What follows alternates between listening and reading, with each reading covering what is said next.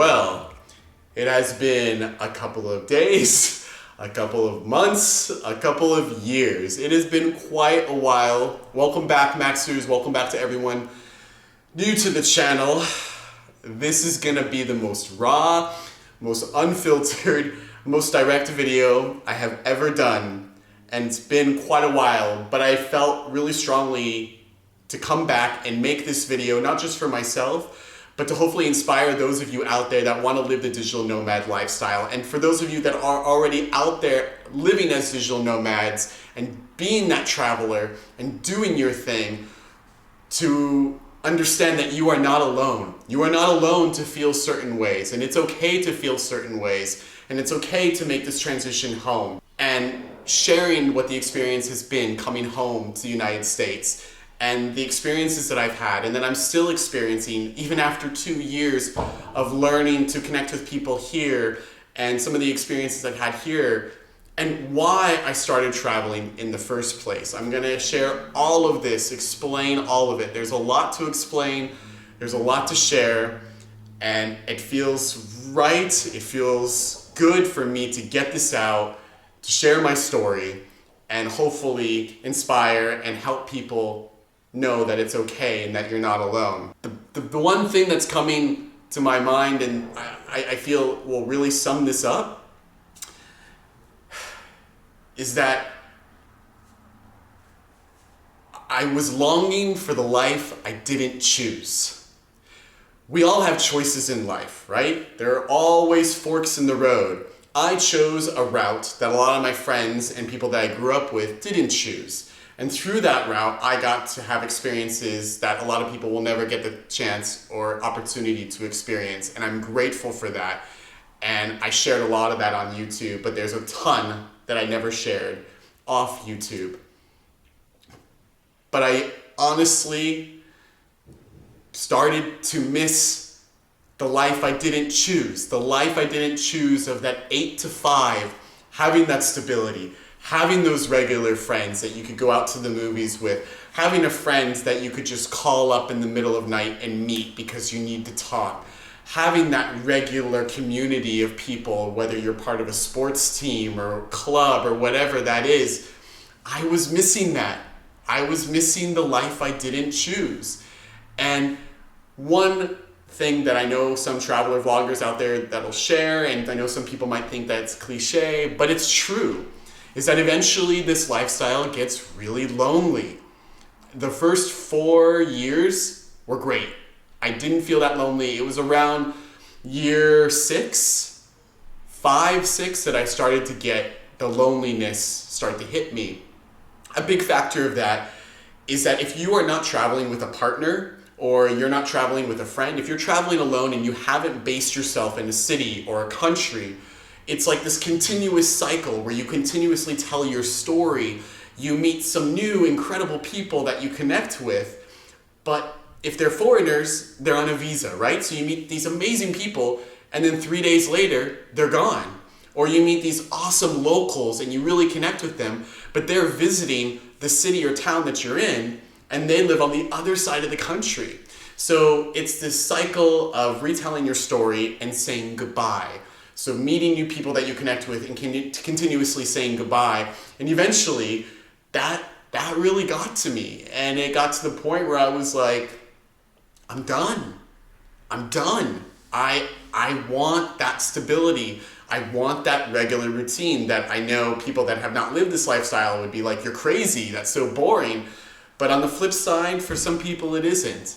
And I am still really happy with the decision that I made. I still travel a lot, but I wanted to have more of that home base. I got very close to basing myself in a few cities and countries, but ultimately it was the right decision for me to move home. So what has it been like since I've moved home?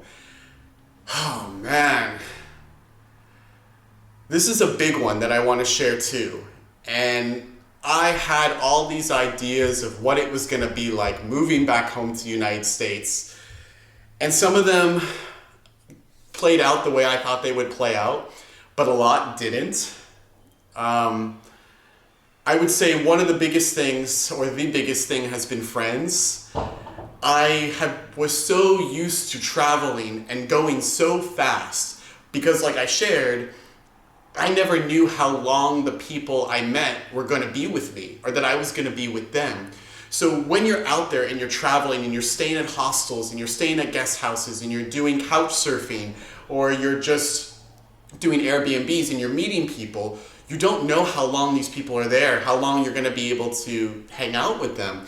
And when you connect so quickly, you want to have that fun feeling of having those friends. And so I got so used to just really sharing everything. My heart was open, and a lot of other travelers were the same way because you didn't have time. I didn't know how much time I would have with them. So I don't know how much time I have to get to know them. So I put it all out there and they put it all out there. The pro to this is that you find people that you don't click with a lot more quickly. So you're able to kind of move on and kind of, take your space. But you're also able to find people that you connect with a lot more quickly as well. Moving home, it was the opposite. Meeting some people here, I would share so much and I would go so fast with some friendships that I came to experience that it was putting off people, that I would overshare, and that it almost came off as arrogant to some people. I had one person tell me that I sound arrogant and I sound stuck up. And that is not me at all, and that is not my intention. And it was difficult to be able to separate the lifestyle that I had to here. And I would try my best to relate to people, but the only way I could really relate to people was the almost decade I had abroad. And unfortunately, that was coming across arrogant and like I was stuck up or that I was bragging, and that was not my intention at all. But I realized that I would start to share and it would just be like right over people's heads. So I learned that, you know what? I'm not going to share too much unless someone asks me. If they ask me, then I'll share. And if they ask, I will give them the minimum. And if they want to know more, then I will share. Catching up with the culture as well. I never was a huge pop culture. I mean, yes, like singers and certain shows, but overall, catching up with the culture with latest artists and latest television shows, there was a lot that I just didn't watch or do. Yes, I had Netflix abroad, but I didn't spend a lot of time watching Netflix or listening to new music out of the US. I really spent a lot of time experiencing things in the country that I was in, or things that I really connected with in one country, I would continue to watch as I would travel and go along. So coming home, it was a little embarrassing, and I think, or I kind of know now, it gave me this look as if I was almost, not stupid, but I felt stupid. I felt a little ditzy. And some people would say that, like, oh, Patrick, you're so ditzy or whatever, but it's because I haven't experienced it. I haven't done it for so long. Even something simple like a barbecue. I haven't gone on a barbecue in almost 10 years. I've done a lot of different experiences, like when I was in Korea and doing, samgyeopsal and doing the Korean barbecue, and then the Philippines, doing, the big family events with food. I've been doing other things, but I haven't experienced that American barbecue. And there's simple things that I forgot to do. I forget where certain things are. I forget that certain foods don't go together because that wasn't my life for so long. And, learning to accept that it may come across a certain way. In the beginning, it was almost a little hurtful because it was like, no, I'm not stupid. I'm not this ditzy. I'm really smart and I know what I'm doing, but I would feel that way because I'm like, oh my gosh, I've kind of missed how to do some of these things. And also just missing the life, missing the digital nomad life, that there are times that I still feel like this urge, like, oh, I just want to get on a plane and go. I know exactly what to do, where to go. I still have that urge, and I still travel when I do. I have a full-time job now, but I still travel as much as I can. Also adjusting to not being a travel vlogger, not being a traveler anymore, because that was my identity for so long. Patmax Adventures, Patrick as Patmax, that was my identity for so long. Being this continuous traveler was my identity for so long. So coming home and learning, like, who am I now? You know, I'm not that travel vlogger anymore. Yes, I am still Patmax Adventures. Yes, I still have the channel, but I'm not that brand anymore. So really coming to terms and feeling comfortable with, like, who am I now, and understanding and feeling good that just because I'm not doing YouTube anymore for a while or being this travel vlogger anymore doesn't mean that I'm any less of anything, that I still am who I am, but it's a new chapter. And to really get in touch with myself and find who Patrick is now and what Patrick has planned and wants to do in the future now, but still holding on to that, and that will always be a part of me, but it isn't who I am anymore. I also want to share why I started traveling in the first place. And this is going to be really raw, guys, and really direct, and I don't care what people think. I'm going to share it because I know it's going to help somebody out there, and it feels so good for me to get off my chest. This is my opinion, but from my experience, a good portion of digital nomads and travelers out there fall in love with the lifestyle like I have, like I did. But another part of it is people are running from problems. I'm sorry, I know that's really direct, but that's truth. And that is part of my truth. I ran away from my problems. I took a trip to China in 2012, and it changed my life. It was crazy, amazing. I was like, oh my God, I need to figure out how I can travel and travel all of Asia. And I did it, and I fell in love with the lifestyle. However, I was running from some problems. It was a way to escape things that I did not want to deal with, that were very painful. And it wasn't until coming home that I was really faced with some of these issues and problems, and finally have worked through them and still working through a few of them. Not to go into too much detail, but I came out of a very difficult relationship right before I started traveling. And this has been a story I have heard numerous times from other travelers. I know it sounds cliche, but it's a thing.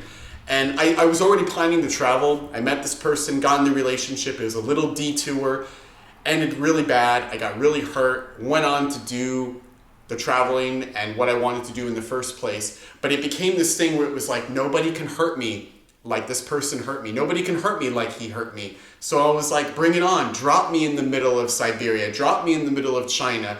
Bring it on. I am not afraid. I am ready for the experience. Yes, of course I was safe and being smart with my travel, but it also gave me this energy where I was like, bring it on. And I got to experience and do some things that I probably would have never done. On the flip side, I never dealt with it. And I suppressed it for so long. When I came home, I got into something very similar and went through the same thing that I went through almost 10 years ago. And it was almost like the universe was like, you didn't learn it, buddy, so you're gonna learn it now. Feels good to get that out, and I hope that there are people out there that can relate, and you're not alone, and it's okay. It is okay to go travel and to run away from your problems. And I know that might be very controversial to say, because running away from my problems pushed me to do things and have experiences that I would have never done. However, you've got to deal with it. You've got to face it. If I would have faced it earlier on, things would have maybe been a bit different, but that would be my only suggestion, is that if you're gonna go and you're gonna travel, and part of it is running away from your problems, know that eventually you're gonna have to deal with it. And the sooner you deal with it, the better. Ideally, deal with it before you go abroad so that you're even more open in a better place. But yeah, that's the raw, honest truth. And that brings me to what is the future of this channel, to Patmax Adventures. And I struggled with this. I have struggled with this. the last couple of years. Part of me was like, I want to bring in a whole new audience of San Diego, Southern California, and continue doing travel videos as well, and continue the YouTube channel and grow it and just bring in different audiences. But another part of me was like I mentioned earlier, that's not who I am anymore. You know, like I did it for 6 years on YouTube. I did a total of 8 years as a digital nomad. It was fun, it was a good ride, but that's not who I am anymore. And yes, I could still create a business and make money and really grow my brand, but that's not what I want anymore. And to feel like it's okay. It's okay not to want to do that anymore, to take this different route, to take this other fork. I'm making another choice in my life to go another way. But YouTube and this channel will always be there. It will be an archive. And maybe once in a while, I'll feel inspired and I'll create a video when I go traveling and I'll upload it. Or maybe I will come back to YouTube at some point in the future and completely change what my channel was. But for now, I have made the decision to move on away from YouTube. You can still follow me on Instagram. I'm going to allow my Instagram to change a bit more. It's been on brand of me and Patmax for so long. It may start, I want to share more of my personal life there. That eventually, as I continue to date, which has been a big thing that I've wanted to experience coming home, that was one thing I didn't choose when I was traveling, that I should add, that I wanted to be single and have fun and just enjoy. But I'm in a place where I'm like ready to settle down and I want to date, that eventually I would like to share pictures of me and a partner and friends with pictures and kind of go off brand. So if you're following me on Instagram, you can definitely follow my travels when I do go traveling, but also know that you will see more of my personal life and that is the direction I'm wanting to take. And to kind of wrap things up here, I want to just share some very broad and big travel tips. There are more good people in the world than there are bad people. Have an open mind. Do your research. I always research a city, a town, a country before I went there. Try to learn some of the language. You know, Korea, 안녕하세요, 만나서 반갑습니다. Russia, привет, спасибо, mabuhay, Saradika, Kapunka. These little things will go so far because not only is it showing that you're trying, but it shows that you care. Every country, every island, every city, every town, every person has a story. And when you go to these places and you go and you meet these people, to understand and try your best to learn that story and try to connect with it and share your story. That's how I feel, and my belief is that that's how we grow and learn. We may not agree, but to go and to be open to learning other people's stories and to share your story will change the world, and it will change people. There are people that I've met that I probably would have never said hello to, have changed my life, and have become good friends. And I know that their interaction with me had done the same. And that's it.